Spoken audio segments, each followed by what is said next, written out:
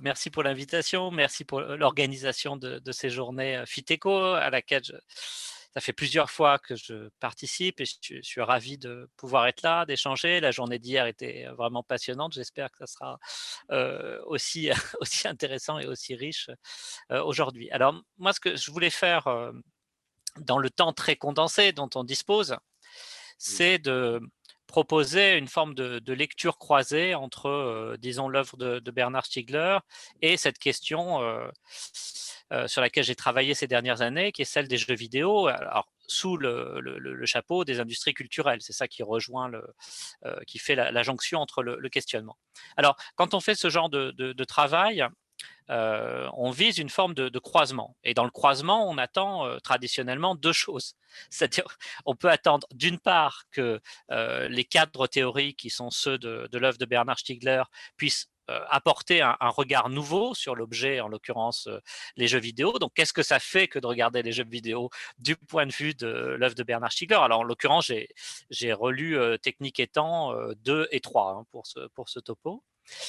Et aussi, à l'inverse, on peut s'attendre à ce que l'objet, en l'occurrence les jeux vidéo, indique des points critiques dans le cadre théorique ou des choses à bouger à l'intérieur du cadre théorique de l'œuvre de Bernard Stiegler, en l'occurrence. Alors, ça, c'est la logique traditionnelle du croisement. Il me semble que dans le cas présent, se rajoute une troisième exigence et une exigence plus forte en fait dans cette question de la relecture des jeux vidéo à partir des cadres théoriques de Bernard Stiegler.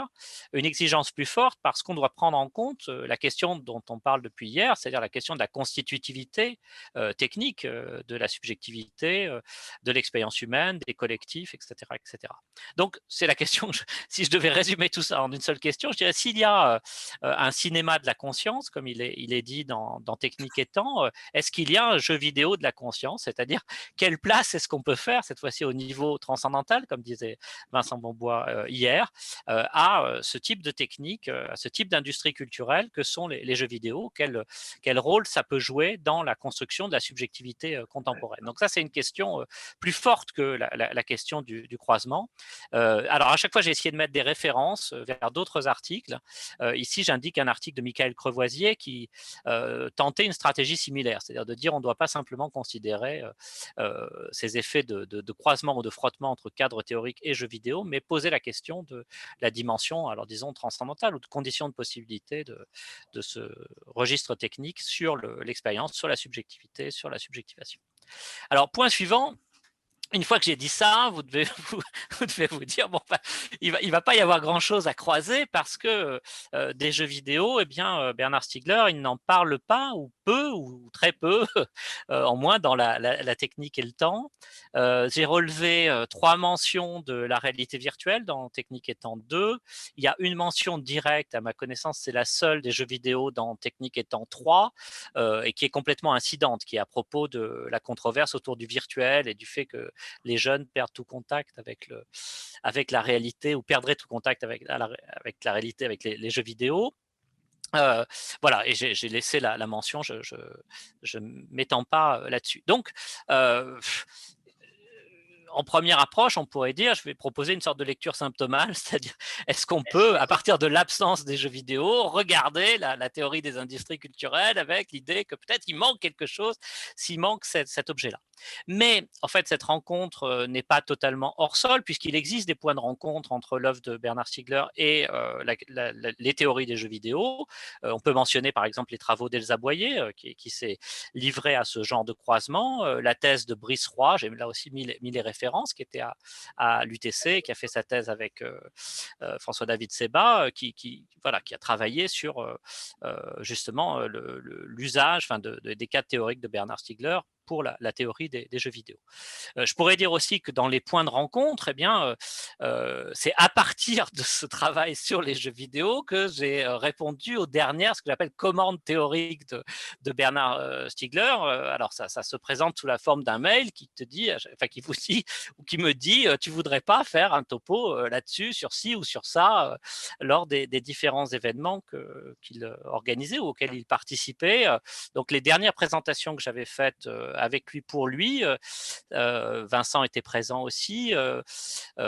C'était l'une autour de la question de la déconstruction de la gamification, l'autre autour du projet Minecraft, Raincraft, que Vincent a mentionné hier et sur lesquels je voudrais revenir. Voilà. Autre point de contact, il y a énormément de traditions théoriques qui sont partagées. Voilà. Alors, maintenant, sur tu m'arrêtes, hein, Vincenzo, Oui, si je déborde trop, mais je maintenant, me dis, bon, comment je peux faire usage de mon temps, la proposition, c'était de sélectionner 3 propositions dans l'œuvre de Bernard Stiegler et de voir comment est-ce que ça pouvait s'appliquer, transformer le regard pour la question des jeux vidéo. Alors, première proposition, premier élément théorique, il me semble qu'il voilà, il y a tout un champ qui serait extrêmement utile à transférer du côté de l'analyse des jeux vidéo et qui tient à ce qu'on pourrait appeler la phénoménologie des rétentions tertiaires dans les objets temporels ou dans disons, la consommation ou l'usage des objets temporels et des objets culturels en particulier. Voilà.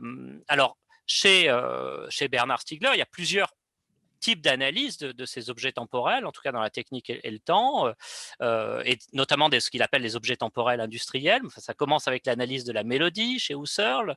Il propose des analyses de l'image photographique qui sont inspirées directement des travaux de Roland Barthes.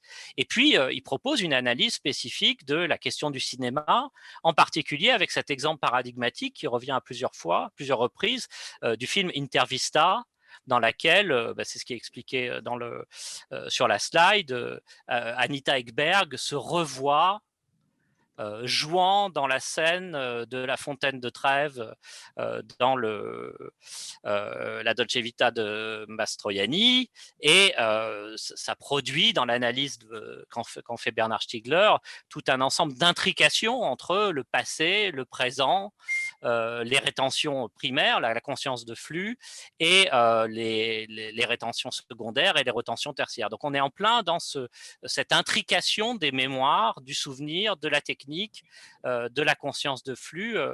C'est ça, c'est à ça, il me semble, que sert l'analyse d'Intervista. Alors, question, une fois qu'on a dit, il y a des analyses de la mélodie, il y a des analyses de la photographie, il y a des analyses du cinéma, est-ce qu'on pourrait produire des analyses de style similaire des jeux vidéo en s'intéressant à l'intrication des formes de souvenirs, de mémoire, de rétention et de conscience de flux? Alors, il me semble que ça marcherait pas mal parce que la première chose, c'est qu'évidemment, la question de la constitutivité, de la constitution technique, technologique du flux de conscience par les jeux vidéo, elle est très forte, elle s'impose. Et elle s'impose parce que dans l'usage, la consommation des jeux vidéo, évidemment, l'ensemble de mes activités de conscience est dirigé par la machine. Donc, on a une forme de machination de la conscience qui est très particulière et dans laquelle la dimension technologique est flagrante et frappante et impossible à éliminer, à désintriquer de l'ensemble des autres opérations, que ce soit celle du souvenir symbolique ou du flux d'attention. Et là, il me semble qu'il y aurait beaucoup de choses à aller chercher, à aller regarder. En particulier, moi, c'est des travaux que j'avais faits autour de la question de la transe. Et en allant chercher du côté de l'ethnomusicologie, des descriptions de la transe, de qu'est-ce qui se passe comme ça quand mon flux de conscience est machiné, est pris dans des rythmes qui sont des rythmes étrangers et imposés, alors soit par la musique, soit par la machine. Je mets quelques références. Ça serait le point commun. Donc, ça serait Intervista puissance au carré, quoi, du point de vue des intrications, si vous voulez, entre souvenirs, machine et conscience de flux, mais néanmoins avec des variantes. On peut penser par analogie quand on fait ça. Donc, manifestement, la question du passé, la question du ça a été de Barthes, la question du fait que dans l'image photographique et dans l'image filmique, on a à voir comme présent quelque chose qui est irrémédiablement passé, voilà, et avec tous les paradoxes que ça entraîne, ça n'y est pas, ça, en jeu vidéo. Et on a affaire à un régime d'image qui est complètement différent, mais qui n'en a pas moins à voir, moi c'est ce que je dirais comme ça très brièvement, dans un truc de survol, avec la question de la mort, mais c'est pas la même mort. C'est pas le passé irrémédiablement passé de la photographie rendue présent là tout de suite. C'est un régime d'image qui vient de la logistique, qui vient des machines de guerre, qui vient des dispositifs de contrôle de l'espace aérien. Enfin, il faudrait penser cette intrication là. Vous voyez qu'elle n'est pas sur le même registre. L'image de jeu vidéo, ok, c'est pas l'image photographique, et il faudrait penser d'autres intrications. Autre élément dans ce montage différent, j'ai l'impression que, par exemple, dans la question des jeux vidéo, la question de l'anticipation est fondamentale avec le dispositif. Donc, on est plus du côté de la protention que du côté de la rétention. Et là, on pourrait retrouver quelque chose du côté de l'analyse de la mélodie. Chez Husserl, le point de départ de ces analyses-là, c'est-à-dire avec quelque chose qui a à voir avec, peut-être dans le cas de l'activité de jeu vidéo, beaucoup plus avec l'improvisation musicale, aller chercher la prochaine note ou la prochaine action, mais qui se fait par la main, par le geste, plutôt que, comme dans le cinéma, c'est cette focalisation sur le ça a été. Bon, voilà. Donc, on pourrait sans doute transférer ce genre d'analyse phénoménologique, attentive à la constitutivité technologique de l'expérience esthétique. Premier élément. Deuxième, je le zappe parce que ça je ne pourrais pas développer. Il me semble qu'il y a, en relisant Technique étant 2, je vois réapparaître des choses qui relèvent de l'intrication entre la technique et l'esthétique, qui me semble dériver très directement d'une tradition d'anthropologie des techniques, c'est Mauss, c'est Leroy-Gourhan, et qui amène à la question des rythmes et de la considération des rythmes dans l'expérience esthétique. Bon, c'est quelque chose que je trouve particulièrement intéressant pour l'analyse de ce type d'objets sur lesquels moi j'ai développé des méthodes. Peut-être la citation, je pourrais m'arrêter sur celle-là parce qu'elle est assez jolie et elle serait assez amusante à interpréter volontairement en contresens. Alors je la lis. Comment les programmes peuvent-ils engendrer de l'indétermination, de l'improbable et de l'improgrammable, se demande ici Bernard Stiegler, et puis il embraye sur la question du rythme et de l'articulation entre rythme et mémoire. Je dis qu'on peut faire un contresens volontaire, parce qu'ici, il ne parle pas du tout des programmes au sens des programmes informatiques, mais des programmes au sens de l'organisation générale des rétentions tertiaires, des mémoires externalisées, donc pas du tout du programme informatique. Mais ça serait un bon positionnement, il me semble, pour la question des jeux vidéo. Est-ce que dans le programme informatique, est-ce que dans cette technologie si importante pour notre modernité et pour les processus de subjectivation, d'individuation psychique et collective aujourd'hui, est-ce qu'il peut y avoir de l'improgrammable, de l'improbable, ou au contraire, troisième élément, est-ce que les jeux vidéo alors les jeux vidéo sont-ils le symptôme de ce que Bernard Stiegler décrit comme une crise du double redoublement épocal. Alors, il faudrait que j'explique un peu ça. Qu'est-ce que c'est que cette histoire de double redoublement épocal? Mais peut-être qu'on va y revenir dans la discussion autour des industries culturelles. Dans les textes de Bernard, il peut y avoir, comment dire, il y a une place pour un sentiment parfois apocalyptique. Voilà, si je prends des propositions au hasard, technique étant 3, la production industrielle des objets temporels atteint un stade tel que la transformation de cette conscience peut aboutir à sa pure et simple destruction. C'est-à-dire qu'il y a l'idée qu'un effet de seuil pourrait être franchi dans les technologies contemporaines, c'est-à-dire qu'il serait si forte en fait dans l'anticipation du flux de conscience qu'il en détruirait la possibilité d'inventivité, de spontanéité, de production de nouveautés et la capacité comme ça on serait face à un système technique qui serait tellement englobant qu'il ne laisserait plus la possibilité de le reprendre, de le remettre en culture, de fabriquer de la transindividuation. Voilà. Donc, c'est une espèce de risque comme ça qui serait celui de notre condition présente. Question, si je décris comme ça ce tableau apocalyptique, j'essaie de le faire vite, donc je le fais très mal, mais c'est pas grave. Enfin, c'est peut-être grave, mais vous m'expliquerez après pourquoi. Les jeux vidéo sont où là-dedans? Est-ce que c'est pas typiquement, après tout, c'est un mauvais objet dans les phénomènes sociaux, est-ce que c'est pas un de ces objets qui participent de cette crise du redoublement épocal, de la crise de la transindividuation, de la crise de la subjectivation contemporaine avec les effets des écrans, etc., etc. Or, il semble que c'est ici que finalement, dans la réflexion de Bernard Stiegler sur ces questions et ces questions des industries culturelles, l'absence des jeux vidéo est la plus criante. Parce que c'est un objet il me semble, qui a une propriété totalement dialectique dans cette discussion qui met au jour les contradictions dans cette discussion sur les industries culturelles. Pourquoi?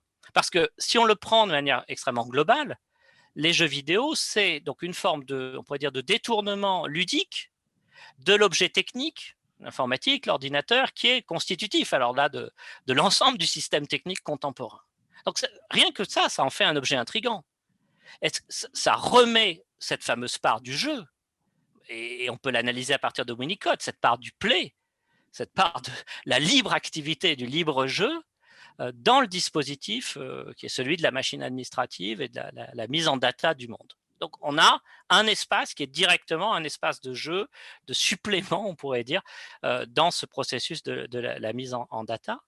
Et il me semble qu'à ce moment, à partir de ça, on peut aborder la question, eh bien, peut-être du pharmacone ou de la déprolétarisation dont on parlait hier à propos des jeux vidéo. Alors, je finirai là-dessus parce que c'est la dernière contribution. Je me retourne pour voir s'il est dans la bibliothèque, où il traîne pas loin, qui est le papier que on avait fait donc à deux avec Thomas François, qui est membre d'une association qui travaillait à Rennes pour faire de l'urbanisme contributif à partir de Minecraft. Un projet qui s'appelle Renecraft. Donc, si vous voyez Minecraft, le jeu vidéo, on reconstruit la ville dans Minecraft. Et puis, avec cette reconstruction, il y a aussi, enfin, ce qui est aussi important, c'est pas simplement qu'on reconstruit à l'identique, on réinvente des lieux, on interroge l'architecture existante, on produit des collectifs qui sont aussi des collectifs de savoir.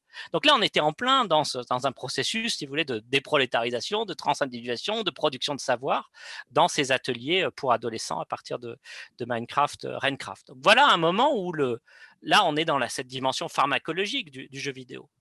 Et il me semble, pour rebondir, et c'est vraiment ma conclusion, c'est promis, par rapport à ce que disait Vincent hier soir sur la question de est-ce que le pharmacone, c'est un effet de seuil, hein, ce dont on discutait un peu hier soir, puis j'avais poussé cette question-là. Je comprends qu'on pense le pharmacone comme effet de seuil si on le pense sur le modèle du poison ou du médicament ou du remède, enfin de ce remède qui est en même temps poison. Parce que la question du seuil, elle est à ce moment-là déterminante, je suppose, du point de vue du médicament. Si j'augmente le seuil, ce qui était remède devient poison. Et là, on a une variation comme ça quantitative. Mais il me semble que dans le cas de Minecraft, le problème, c'est pas de savoir si on joue beaucoup à Minecraft ou peu à Minecraft, ou modérément à Minecraft, ce qui serait bien, et puis sinon, si on y joue trop, le remède devient poison. La question, c'est l'agencement technico-social dans lequel ça s'insère. Et c'est aussi parce que le jeu lui-même est très particulier dans disons, le type de liberté ou d'improvisation ou d'espace pour le play qu'il laisse aux joueurs. Donc, il faut l'agencement entre un certain dispositif technique, là, ce jeu Minecraft, une certaine production d'un collectif social pour qu'on ait ces effets que l'on recherche, ces effets pharmacologiques ici du jeu vidéo en plein cœur des industries culturelles et de la transformation numérique.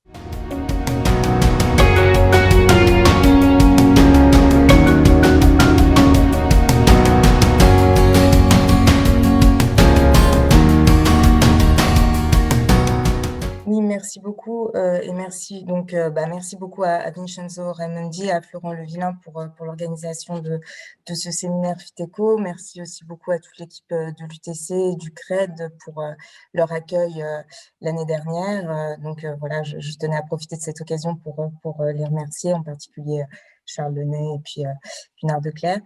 Et donc, je vais repartir un petit peu sur cette notion notamment d'objet temporel audiovisuel dont a parlé un tout petit peu Mathieu Triclot dans sa présentation. Et puis, je vais essayer de remonter un petit peu, voilà, disons, dans l'histoire de la philosophie et puis de la pensée de Bernard Stiegler pour comprendre un peu voilà, ces questions, enfin, pour remettre en contexte un petit peu ces questions d'industrie culturelle et de technologie de l'esprit. Donc, je vais parler peut-être un petit peu vite pour ne pas prendre trop de temps et je vais partager aussi donc mon écran. Alors, voilà, est-ce que vous voyez mon écran? Oui. Voilà, donc je vais projeter un certain nombre d'images et de citations. Je n'aurai pas le temps du coup de m'arrêter sur toutes les images et sur toutes les citations, mais néanmoins, je pourrais envoyer la présentation pour les personnes que tout ça intéresse pour regarder la présentation dans l'après-coup. Voilà, donc je commence. Donc, je commence donc par cette notion d'industrie culturelle, tout d'abord. Donc, la notion d'industrie culturelle, c'est une notion en fait qui désigne tout simplement l'ensemble des entreprises qui produisent industriellement des biens culturels ou des biens symboliques. Ce qu'on appelle donc des biens culturels ou des biens symboliques, ce sont des objets ou des artefacts dans lesquels s'inscrivent les œuvres de l'esprit humain. Donc, par exemple, les œuvres artistiques, les œuvres scientifiques, les œuvres intellectuelles, les œuvres musicales, etc., qui vont être ensuite reproduites en grande quantité et diffusées à grande échelle. Par exemple, à travers des livres, à travers des disques, à travers des photographies, à travers des films, etc. Donc, dire que ces biens culturels ou symboliques sont produits industriellement, ça veut dire qu'ils sont produits à partir de machines et de processus automatiques, qu'ils sont produits en série, qu'ils sont produits de manière standardisée et que leur production s'inscrit dans une économie de marché. C'est-à-dire qu'ils sont produits pour être vendus, donc pour être échangés contre de l'argent sur un marché et qu'une certaine valeur marchande leur sera donc attribuée. Cela n'a évidemment pas toujours été le cas, puisque, par exemple, avant l'invention de l'imprimerie, les livres ne pouvaient pas faire l'objet d'une distribution de masse et être échangés sur un marché. Pour que cela devienne possible, il a fallu d'abord tout un ensemble de techniques permettant la reproduction en grande quantité des écrits, grâce notamment au papier et à la presse typographique. De même, avant l'invention des techniques d'enregistrement phonographique qui se sont développées donc au XIXe siècle, il était impossible d'enregistrer de la musique sur des supports matériels que constituent les disques, par exemple, et donc il était a fortiori impossible de vendre des disques, de même qu'avant l'invention des émetteurs radiophoniques, il était impossible de diffuser de la musique à grande échelle par l'intermédiaire d'ondes électromagnétiques. La seule solution, avant l'invention de ces technologies, pour écouter de la musique, c'était de savoir en jouer soi-même ou de fréquenter des musiciens. La musique ne constituait donc pas un bien culturel disponible sur un marché et que n'importe qui pouvait se procurer. De même encore, c'est l'invention de l'enregistrement photographique, puis de la technique cinématographique qui a rendu possible le développement de l'industrie du film, notamment aux États-Unis au début du XXe siècle. Donc en fait, dans tous les champs artistiques, dans tous les champs culturels, si les arts ou si la culture peuvent devenir en fait une industrie, c'est d'abord parce qu'un certain nombre de techniques d'enregistrement se sont développées, donc des techniques d'enregistrement littéral, phonographique, photographique ou cinématographique, qui ont rendu possible la reproduction technique des œuvres et leur diffusion massive dans les sociétés sous forme de biens culturels ou symboliques au sein d'un marché. Or, cette reproductibilité technique des œuvres et leur diffusion massive sous forme de marchandises, elle va affecter en quelque sorte leur caractère même d'œuvre, puisque une œuvre artistique, traditionnellement, se caractérise par le fait, justement, par son unicité, par son originalité. Une œuvre, traditionnellement, c'est précisément ce qui ne peut pas être reproduit deux fois à l'identique, c'est précisément ce dont la valeur ne peut pas être calculée, ce qui n'a pas vocation à être acheté ou à être consommé, mais à être contemplé ou cultivé. C'est la raison pour laquelle Adorno et Horkheimer, donc les deux philosophes allemands qui en fait ont introduit ce concept d'industrie culturelle en philosophie, eh bien ils l'ont d'abord introduit comme un concept critique, c'est-à-dire qu'ils voient d'abord dans ces industries un danger pour l'art et pour la culture en général, puisque en effet, selon eux, en devenant des marchandises vouées à être vendues et consommées, les œuvres risquent de perdre leur caractère unique, singulier, original et subversif. Pour être vendues, justement, pour être vendues en grande quantité, eh bien, les œuvres vont devoir plaire au plus grand nombre, demander le moins d'efforts possible au public. Elles deviendront alors des biens standardisés, voués à satisfaire de nombreuses demandes identiques.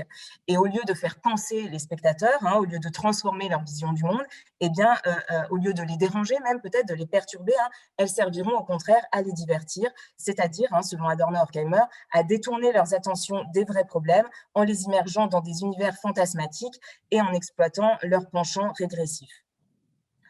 Donc, bien que Bernard Stiegler ait lui-même critiqué en profondeur la théorie d'Adorno-Horkheimer dans le troisième tome de La technique et le temps, mais je n'y reviendrai pas précisément ici.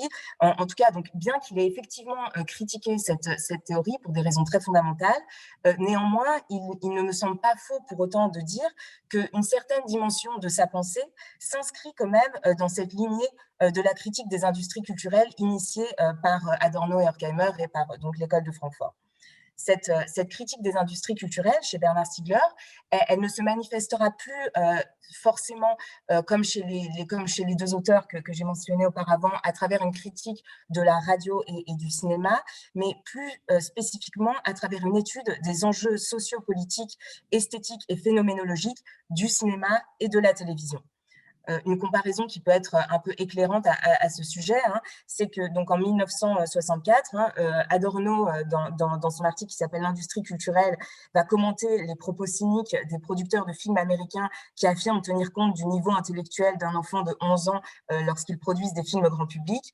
Et en 2004, hein, donc 40 ans plus tard, dans De la misère symbolique, Bernard Stiegler commentera les propos qu'il considère comme être des propos effroyables de cynisme et de vulgarité du patron de la chaîne de télévision de TF1, qui affirme que la fonction de TF1 donc, consiste à vendre du temps de cerveau disponible à Coca-Cola, hein. Donc entre ces deux types de cynisme, qui sont respectivement commentés par Théodore Adorno et par Bernard Stiegler à 40 ans d'intervalle, se joue sans doute entre ces deux types de cynisme, se joue sans doute toute l'histoire des industries culturelles au XXe siècle, telles qu'elles aboutissent aujourd'hui à de nouvelles formes numériques, toujours plus inquiétantes et plus infantilisantes.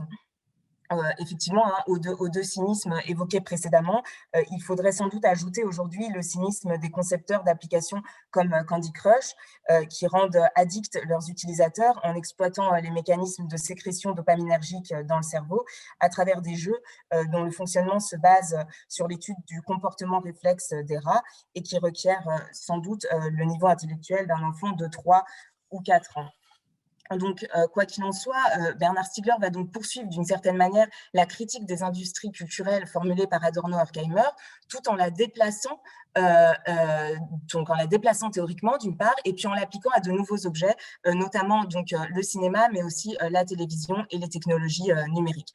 C'est ce qu'il va faire notamment donc dans le 3e tome de La technique et le temps, mais aussi dans un livre qui s'appelle L'échographie de la télévision, qui est un entretien donc avec Jacques Derrida, publié en 1996, mais aussi dans 2 autres livres, notamment De la misère symbolique et La télécratie contre la démocratie, publié en 2004 et en 2006. Ce sont aussi donc ces questions hein, de la télévision et du cinéma qui ont été abordées par Bernard Stiegler dans le cours qu'il a donné à l'UTC pendant plusieurs années, et c'est pourquoi j'ai choisi aussi de revenir sur ces questions plus précisément ici. Puisque donc dans ce cours que Bernard Stiegler a donné à l'UTC et dans les ouvrages que j'ai mentionnés précédemment. Donc, il va s'intéresser en fait à un type bien particulier d'industrie culturelle, un type bien particulier d'objets culturels, qui sont donc les objets temporels audiovisuels industriels que Mathieu Triclot a mentionné tout à l'heure, qui constituent donc les films cinématographiques et les émissions de télévision. Et donc, ces objets constituent selon lui une mutation majeure dans l'histoire des supports de mémoire et requièrent donc une étude spécifique. Donc, quelle est donc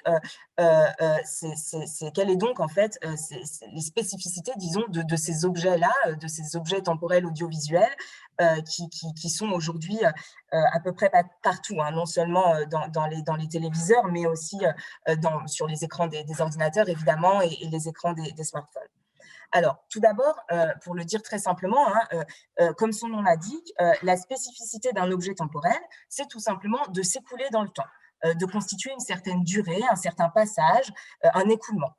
Contrairement à un livre, par exemple, hein, un livre, c'est un objet spatial, et bien contrairement à un livre, par exemple, un discours, une mélodie, un film ou une émission de télévision, ce sont des objets temporels, c'est-à-dire qu'ils ont un début et une fin, ils ont une certaine durée. Il n'y a aucun sens à attribuer une durée à un livre, puisque le livre, sa durée dépend en fait du temps que le lecteur met pour le lire, hein, tout simplement. Mais un film, par contre, on peut dire qu'il dure 90 minutes ou 1 heure, etc. Hein. La durée d'un film ne dépend pas du spectateur, elle est objective. C'est la durée de l'objet, en fait. Hein. Donc, l'objet a une durée, donc on peut le qualifier d'objet temporel. Donc, cette remarque d'apparence un petit peu banale, en fait, elle n'est pas anodine, puisque ce caractère temporel des objets, il va transformer complètement la réception que l'on peut avoir de ces objets. Puisqu'en fait, ce que remarque Bernard Stiegler, c'est qu'un spectateur, c'est aussi du temps. Une conscience, la conscience qui regarde l'objet, c'est aussi le passage du temps. Hein. Tout spectateur, toute personne, toute conscience est constituée par du temps. Hein. Depuis la naissance jusqu'à la mort, nous ne sommes que, enfin, la vie n'est que du temps, que de la durée. Donc du coup, en fait, la perception de l'objet temporel, du coup, eh bien, elle va pouvoir être caractérisée comme une coïncidence entre 2 flux, le flux de la conscience du spectateur et le flux de l'objet qui passe, hein. Le flux du film, par exemple, et le flux de la conscience de la personne qui le regarde. Lors de la perception d'un objet temporel, autrement dit, lorsque vous écoutez un morceau de musique, lorsque vous regardez un film ou une émission de télévision, votre conscience s'entrelace au flux de l'objet, elle adopte le temps de l'objet, le temps de votre vie coïncide avec le temps du film, et comme votre vie n'est rien d'autre que du temps, eh bien, on peut dire que vous passez votre vie dans le film, du moins, en tout cas, pendant le temps du film. Et c'est en raison de cette coïncidence entre le flux de l'objet et le flux de la conscience, c'est en raison de cet entrelacement entre ces deux flux que les films, que les émissions de télévision peuvent avoir un effet si absorbant ou si captivant. Bernard Stiegler remarque au début de la technique Elton qu'il est beaucoup plus facile en fait de se laisser emporter par un film ou par une émission, même quand on la trouve mauvaise, que par un livre. Si un livre nous embête, on le referme, on cesse de le lire. Mais souvent, il arrive très souvent que l'on regarde jusqu'au bout un film qu'on ne trouve pas spécialement bon, mais simplement parce qu'on s'est laissé en fait emporter par le flux du film. Donc, si une telle captation en fait de l'attention est moins présente dans le cas du livre, c'est tout simplement que quand on lit un livre, eh bien, on ne s'adapte pas au temps du livre. Au contraire, le lecteur temporalise le livre. C'est lui qui donne son temps à l'histoire. De même, c'est lui qui donne corps et image aux scènes et aux personnages. C'est lui qui imagine l'histoire, les scènes, les différents personnages, etc., à partir des ressources de sa mémoire, de son imagination singulière. C'est pourquoi, en fait, il n'y a jamais deux lectures identiques. On peut lire des livres de manière très différente. Et d'ailleurs, souvent, quand on a lu un livre et puis que ce livre ensuite est mis en film, eh bien, on peut le ressentir un petit peu comme une sorte de violence, comme si on nous imposait des images, en fait, qui n'étaient pas celles que l'on s'était construites durant la lecture du livre. Évidemment, quand on regarde un film, bien sûr, le spectateur n'a pas besoin d'imaginer à quoi ressemblent les personnages, ni le décor, ni quoi que ce soit. Ce travail d'imagination, en quelque sorte, est fait pour lui, justement, par le réalisateur du film. Et c'est pour cette raison que André Leroi-Gourhan, qui est donc le paléoanthropologue dont on a beaucoup parlé hier, qui a beaucoup parlé effectivement des hommes, de la préhistoire, des silex taillés, etc., mais qui a aussi beaucoup parlé des technologies audiovisuelles et des technologies numériques, à la fin notamment du deuxième tome de Le geste et la parole. Et donc Leroi-Gourhan s'est beaucoup interrogé sur justement le cinéma et la télévision, qui constituaient selon lui des mutations anthropologiques majeures, puisque outre l'effet de captation de l'attention qu'elles impliquent, eh bien, elles transforment aussi en profondeur le statut des spectateurs et en particulier la possibilité pour les spectateurs de participer ou pas au contenu symbolique et esthétique qui leur est transmis. Pourquoi? Tout simplement, c'est ce que Bernard Stiegler va remarquer à la suite de Leroi-Gourhan, la possibilité pour le spectateur de participer au contenu symbolique qui lui est transmis, elle est très différente dans le cas d'un livre et dans le cas d'un film ou d'une émission de télévision. Alors pourquoi? Tout simplement parce que pour pouvoir lire un livre, donc pour pouvoir recevoir le contenu transmis dans un livre, eh bien, il faut avoir appris à lire et donc à écrire, parce que l'apprentissage de la lecture et l'apprentissage de l'écriture vont de pair, en fait, se font de manière conjointe, en général en classe de CP, puis pendant toute l'école primaire. Et donc, en fait, pour pouvoir lire, il est nécessaire de savoir écrire. Donc, pour pouvoir recevoir un texte, il est nécessaire de savoir produire un texte. Autrement dit, le récepteur d'un texte est toujours aussi, au moins en puissance, le producteur d'un texte. Le lecteur est toujours au moins en puissance un écrivain, même s'il n'est pas vraiment de fait un écrivain. Il pourrait en droit le devenir, et le fait de lire d'ailleurs est aussi une très bonne manière d'apprendre à écrire. On dit souvent que la meilleure manière pour apprendre à écrire correctement, même l'orthographe, c'est de lire des livres qui sont bien écrits. Donc si le lecteur n'est pas forcément écrivain, il pourrait peut-être le devenir, il pourrait aussi devenir critique. Par exemple, si vous lisez un texte avec lequel vous n'êtes pas d'accord, rien ne vous empêche en droit d'écrire un autre texte pour expliquer pourquoi vous n'êtes pas d'accord, pour décortiquer un petit peu les arguments du texte, bref, pour en fait présenter votre point de vue, pour exprimer votre réception du texte à travers l'écriture d'un autre texte, d'un nouveau texte et peut-être d'un meilleur texte. Mais dans le cas d'un film, par exemple, ou d'une émission de télévision, en fait, c'est très différent, puisqu'il devient tout à fait possible cette fois de voir un film ou une émission, autrement dit de visionner des images ou des contenus audiovisuels, sans être capable de produire soi-même des images, et même sans avoir aucune idée de la manière dont ces images ont été produites. C'est d'ailleurs ce qui se passe dans la plupart des cas. La plupart des personnes qui vont au cinéma ou qui regardent le journal télévisé, par exemple à 20h, n'ont aucune idée de la manière dont ces films ou ces émissions ont été produites. Elles n'ont jamais été formées à la production de contenu audiovisuel et pourtant, elles reçoivent en permanence des contenus audiovisuels. Elles sont donc réceptrices de symboles audiovisuels qu'elles ne peuvent pas produire en retour. Et cette situation, c'est ce que Bernard Stiegler décrit comme une situation de misère symbolique qui repose en fait sur une séparation entre d'une part les producteurs de symboles et d'autre part les récepteurs de symboles, qui deviennent donc nécessairement des consommateurs de symboles, incapables d'analyser et de critiquer les contenus symboliques reçus et incapables de produire à leur tour de nouveaux contenus pour exprimer justement leur réception. Contrairement au cas du texte, si vous n'aimez pas un film ou si vous n'aimez pas une émission de télévision, à l'époque en tout cas des technologies analogiques, il était très difficile de produire un autre film ou une autre émission pour la critiquer. Vous ne pouviez pas en fait produire un meilleur film ou une meilleure émission pour critiquer par exemple l'émission ou le film que vous aviez vu et qui vous semblait problématique.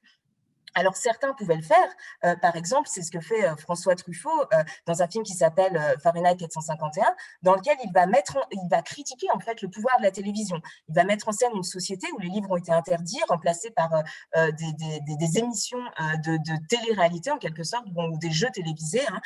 Et donc, il va en fait critiquer les dangers des images télévisuelles grâce à la production d'images cinématographiques. Donc, dans ce cas-là, François Truffaut critique le pouvoir des images en produisant de meilleures images. Mais ces cas-là, bien sûr, sont très rares. Ceux qui parviennent à faire cela, c'était en fait des réalisateurs, des cinéastes qui étaient avant tout des grands amateurs de cinéma, qui avaient vu des millions de films et qui avaient consacré leur vie à apprendre justement à faire des images. Mais dans la plupart des cas, en fait, la grande majorité de la population qui n'a pas suivi le même parcours que François Truffaut se retrouve dans un état d'analphabétisme à l'égard de l'image, pour reprendre donc un terme qui est mobilisé par Jacques Derrida dans son dialogue avec Bernard Stiegler au sujet de la télévision.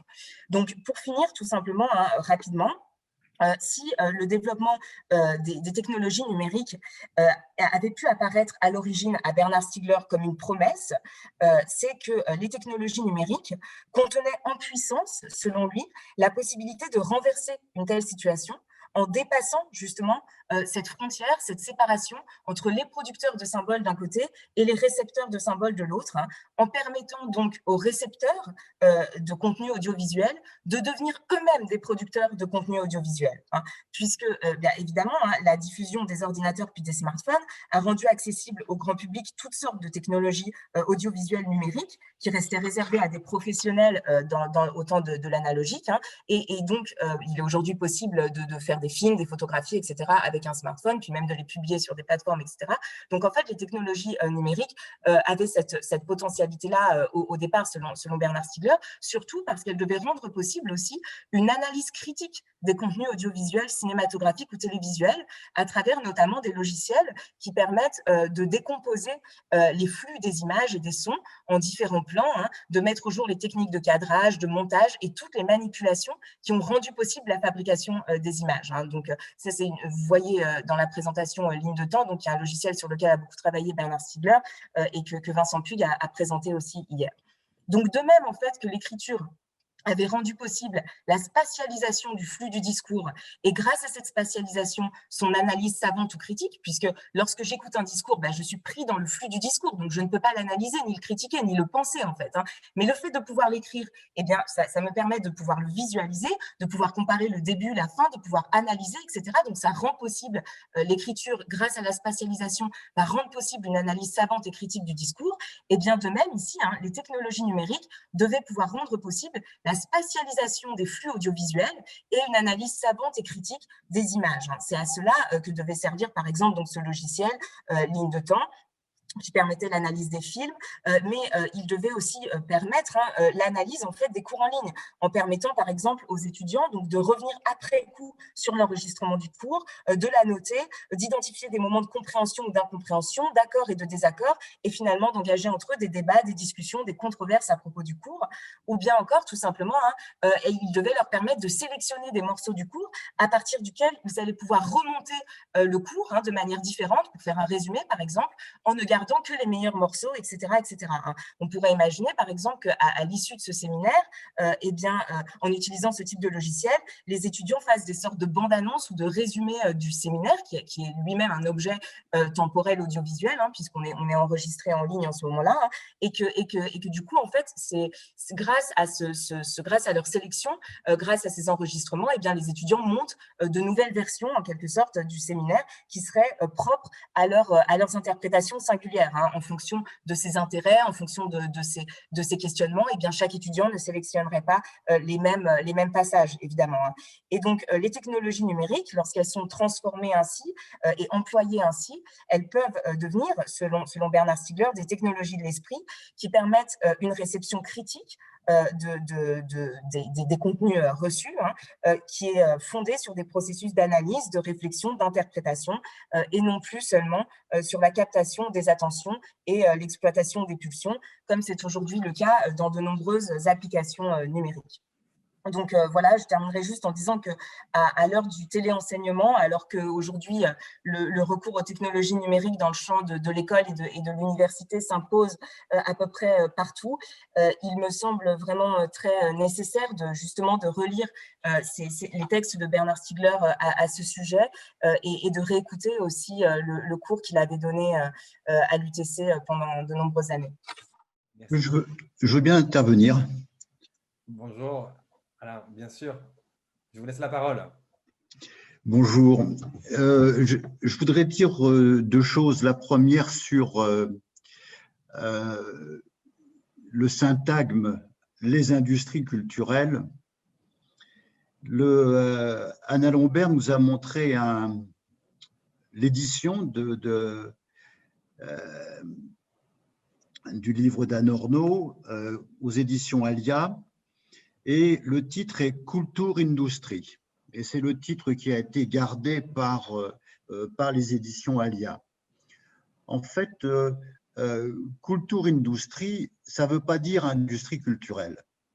Pour Adorno et pour Horkheimer, il n'est pas question d'industrie culturelle dans le sens du nom commun que nous utilisons couramment.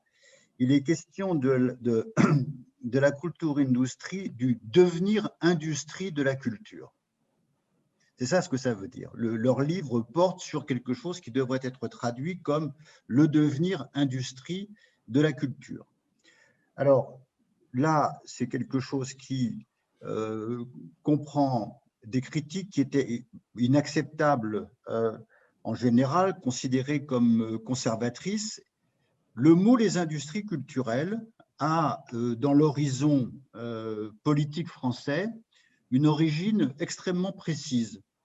C'est le ministère de la Culture, et plus spécifiquement le département des études du ministère de la Culture, qui, à un moment donné, a voulu populariser l'idée que eh bien, les industries culturelles, c'était bien.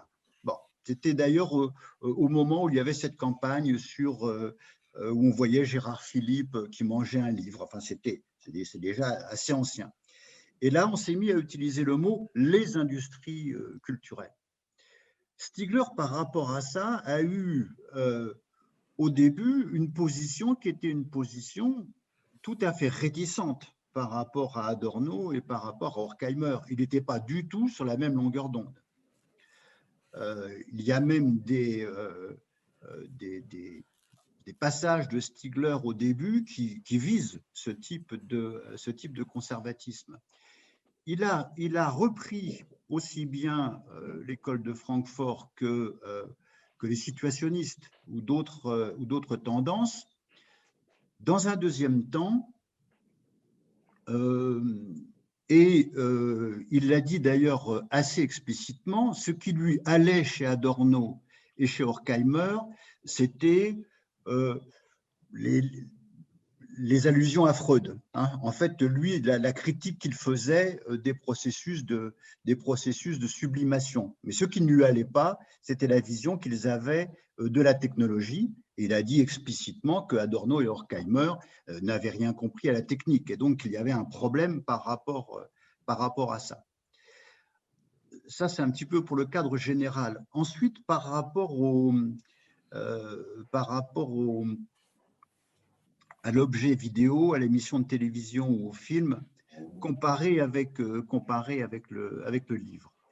Alors, la présentation d'Anna Lombert était très pertinente par rapport à ça. C'est vrai que Bernard avait une vision très synthétique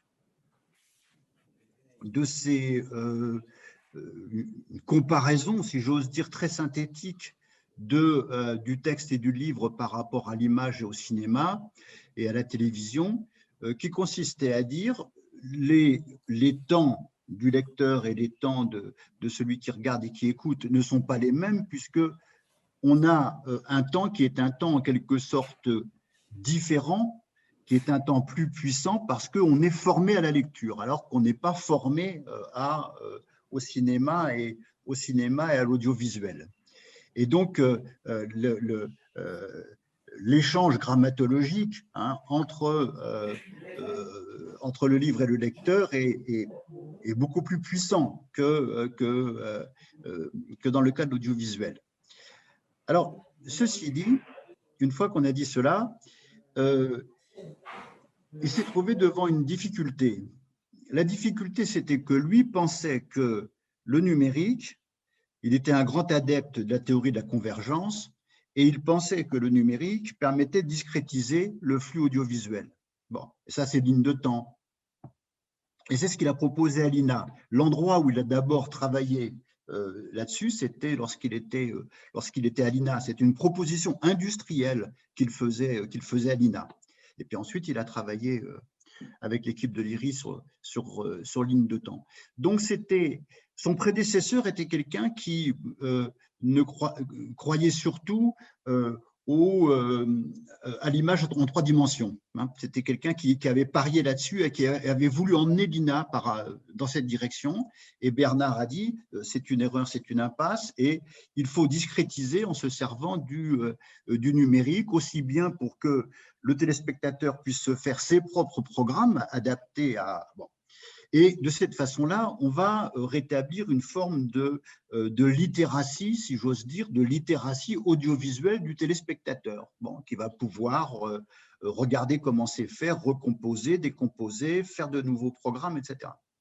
La difficulté, c'est que ce qu'on a eu n'a pas été tellement en ce sens-là, et qu'en revanche, on s'est retrouvé dans une situation où tout le monde s'est mis à faire des images. C'est-à-dire que le type de pratique de l'image avec le téléphone, comme on fait en ce moment, avec les caméras numériques, etc., qui a banalisé la production d'image par un grand public, ça n'était pas vraiment, je dirais, au calendrier de Bernard. C'était quelque chose qui… on ne pensait pas arriver aussi vite à ce genre de possibilités. C'est-à-dire que… et en réalité, ça pose un problème. Pourquoi ? C'est parce que personne ne peut vraiment soutenir que la pratique de l'image par les téléphones portables est vraiment l'équivalent d'une nouvelle littératie audiovisuelle numérique. En tout cas, on comprend bien que ça n'est pas ce genre de littératie-là, ce genre de culture technique-là à laquelle pensait Bernard Stiegler. Ce qui d'ailleurs, à mon avis, doit nous conduire à interroger la grande différence qu'il faisait entre l'écrit et l'image lorsqu'il la faisait porter sur l'idée que lire, c'est toujours écrire.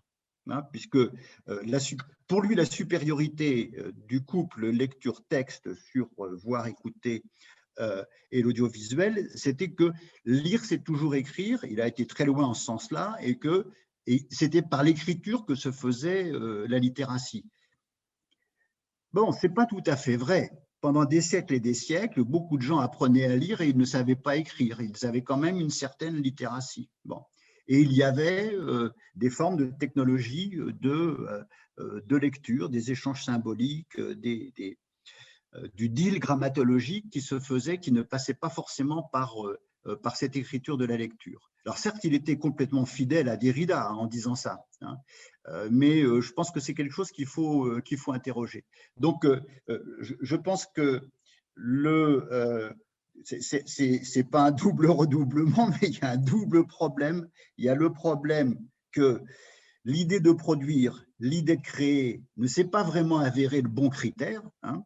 Et maintenant, tout le monde se fait des petits films en smartphone, et ce n'est pas pour autant que les gens ont une meilleure culture, même dans le sens de la culture technique de l'audiovisuel.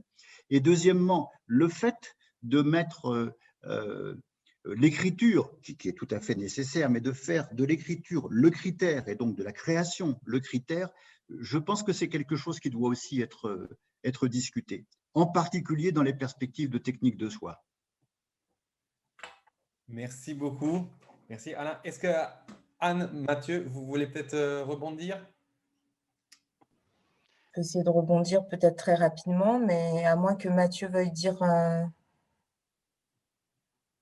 J'y vais, ouais. Bon, non, mais simplement peut-être pour rebondir rapidement sur deux des remarques qui ont été faites, effectivement, sur Adorno Horkheimer, hein, comme je l'ai dit dans la présentation, mais un peu vite parce que j'avais pas le temps. Effectivement, bien sûr, Bernard Stiegler en fait va critiquer en profondeur donc cette théorie, notamment sur la question de l'imagination. Et je le dis simplement parce que c'est un petit peu lié à ce qui a été dit aussi hier. En disant que bon, le problème de Adorno et Horkheimer, selon lui, c'est leur lecture de Kant et de la question, c'est qu'ils ne critiquent pas en quelque sorte la critique de l'imagination, c'est qu'ils ne critiquent pas en fait la question de l'imagination transcendantale chez Kant. Et en fait, toute la thèse de Bernard Stiegler là-dessus, c'est de dire que l'imagination transcendantale n'est précisément pas transcendantale. Je le dis parce qu'on en a parlé hier, hein, que c'est ce que Vincent Beaubois disait dans sa présentation, que précisément toute image mentale est d'abord liée à une image-objet, c'est-à-dire que les facultés même d'imaginer, comme les facultés de se souvenir, les facultés d'anticiper, sont liées donc aux rétentions tertiaires, c'est-à-dire au milieu technique et aux images qui nous entourent, hein. Et donc, il y a cette critique, en fait, cette manière de relire Kant, elle implique évidemment, c'est ce que Vincent Beaubois disait aussi hier, hein, qu'on ne peut pas condamner la technique de manière univoque, comme vont le faire un petit peu Adorno et Horkheimer dans le cas du cinéma, hein. Toute la question de l'archi-cinéma dont Mathieu a parlé un peu tout à l'heure chez Bernard Stiegler consiste à dire que en fait, ce qui nous arrive avec le cinéma, c'est finalement une étape dans un processus de coévolution entre les objets techniques et les facultés psychiques ou mentales, qui a commencé depuis très très longtemps, et qu'il n'y a pas de sens, en fait, à condamner unilatéralement le cinéma comme le font Adorno et Horkheimer. Néanmoins, ce qu'il faut faire, c'est ce qu'il soutient, hein, c'est qu'il faut produire des bons films. Voilà, hein, c'est toute la question du pharmacone, et cette fois, je suis tout à fait d'accord avec ce que disait Mathieu Triclot aussi tout à l'heure. Pour moi, c'est pas une question quantitative, c'est une question qualitative précisément, et c'est une question d'agencement socio-technique. La technique est pharmacologique, mais évidemment, tout dépend qui la possède, qui fabrique les contenus, quelles sont les possibilités de participation du public, etc. etc. Donc voilà, c'était ce que je voulais dire là-dessus. C'est vrai que je suis passée un petit peu vite, mais effectivement, il y a je dirais à la fois une reprise et en même temps une critique des théories de Adorno et Horkheimer par Bernard Stiegler. Et puis sinon, bon, non, j'aurais aussi plein de choses à dire sur cette question du numérique comme possibilité de discrétiser les flux. Justement, je trouvais très intéressant ces remarques-là, parce que je crois vraiment que l'idée de Bernard Stiegler, quand on lit ces textes-là, voilà, ce qu'il voyait, lui, dans la possibilité, dans l'avènement des technologies numériques, c'était non pas seulement le fait que tout un chacun allait pouvoir produire des images, bien sûr, mais surtout que tout un chacun allait pouvoir analyser après coup les images qu'il reçoit. C'est-à-dire, voilà, vraiment, il soutient que c'est exactement comme la parole, hein, qui est faite d'un certain nombre d'éléments, de règles grammaticales, etc. Eh bien, les flux audiovisuels aussi, ça c'est ce que dit aussi Derrida dans l'entretien sur échographie de la télévision, sont composés de flux d'éléments et en fait, d'un montage d'éléments discrets, hein, ils nous apparaissent comme des flux, mais ils sont des montages d'éléments discrets. Et en fait, ce que les technologies numériques devaient rendre possible, c'était précisément de révéler ces montages, toutes ces techniques de fabrication pour que le public devienne producteur, mais au sens, j'ai envie de dire, un producteur critique et cultivé. Voilà, donc voilà un petit peu tout ce que je voulais ajouter. Ouais, peut-être, je sais pas. Alors, est-ce que j'ai ouvert le micro? Oui. Euh, Moi, de mon côté, enfin, ce qui me frappe, c'est le prolongement qu'on a aujourd'hui par rapport à la question que Vincent Beaubois posait hier, c'est-à-dire celle du type de critique en fait des techniques. Et hier, donc, on discutait de la relation ou de la différence entre le type de critique que peut faire Bernard Stiegler et une critique élulienne des techniques. Aujourd'hui, de la différence entre une critique à la Adorno Horkheimer et ce qu'on trouve chez Bernard Stiegler. Alors, je vais pas revenir sur toutes les différences que vous avez données, notamment le reproche de l'oubli de la technique chez Adorno Horkheimer. Bon, c'est pas ça que je veux commenter.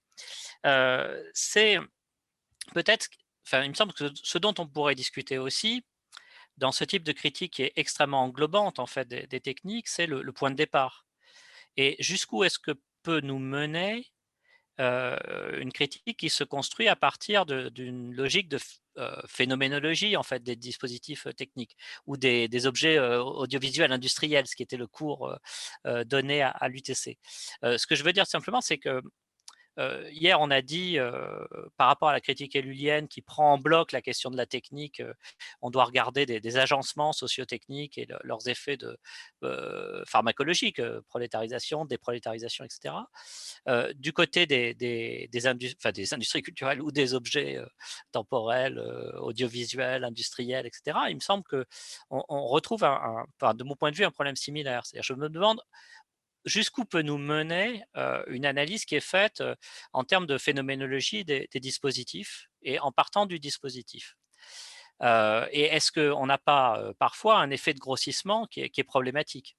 Alors, bon, tu as cité, Anne, par exemple, toute la question de la société dopaminergique qu'on trouvait chez Gérald Moore à propos des technologies numériques et que reprenait Bernard, et avec lesquels moi j'ai toujours été assez mal à l'aise vis-à-vis de la description des phénomènes sociaux d'addiction aux écrans telle qu'elle était produite. Et il me semble que, un peu, d'ailleurs peut-être c'est ce que on disait à propos de la préhistoire, si on va du côté de l'anthropologie et si on va du côté de l'observation fine des pratiques, on voit de tout autres agencements, y compris avec Candy Crush. Alors je vais m'amuser à faire la défense de Candy Crush parce qu'il s'en prend plein la figure.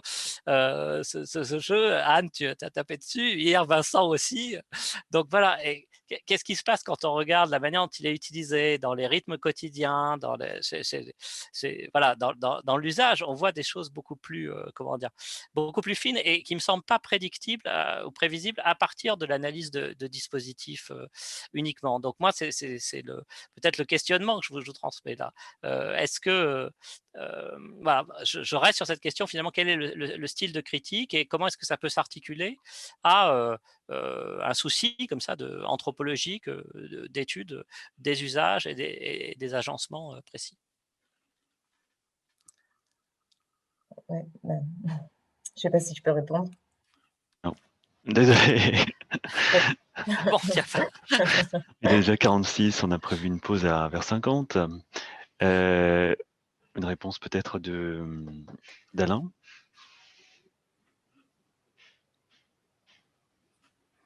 Un commentaire sur ce qui vient d'être dit? Non, c'est bon. Est-ce que vous jouez à Candy Crush alors? Qu'est-ce qu'on fait? On fait une pause? Est-ce que je pourrais rebondir sur le dernier propos d'Alain Giffard? Vas-y, Philippe. Très rapidement, sur le rapport de l'écriture aux techniques de soi et la question que ça pose.